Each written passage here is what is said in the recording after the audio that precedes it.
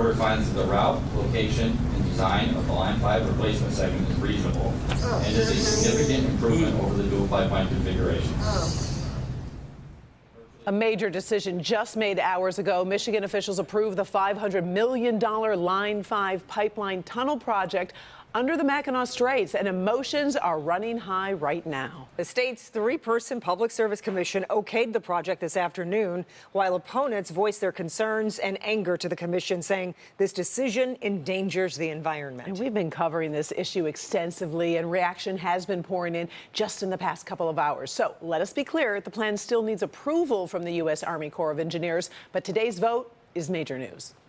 The order finds that there is a public need for Line 5 products and a public need for the replacement project to protect the resources of the Great Lakes. And with that decision, Enbridge is one step closer to being allowed to encase a 4-mile portion of a tunnel that runs under the Mackinac Straits and connects two Great Lakes. I know that many of you will be disappointed by the decision, but I can genuinely say that your comments, whether in writing, verbally, here in person, or over the phone or Teams, did make this process better. We've shown you what the project is about. So there are 7 cameras strategically placed around the straits to monitor these vessels going over the pipeline. And took you inside Enbridge's monitoring facility. This pipeline, again, never supposed to run past some 45 years, has now been in operation for 70 years. We showed you the opposition as well as the push to make this change from Enbridge. It enhances safety at the Straits because the pipeline will be in the tunnel deep below the lake bed. You eliminate the chance you're ever going to have any kind of anchor strike, and you virtually eliminate the chance you're ever going to have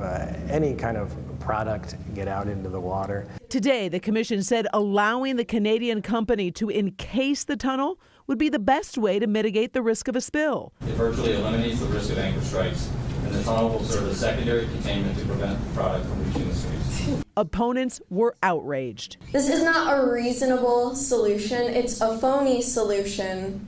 Basically putting a Band-Aid on the tunnel. And you could choose the death route, but none of us agree with it. Have you seen and ignored? And why make this public commission anyway if it's planned out to disagree with us?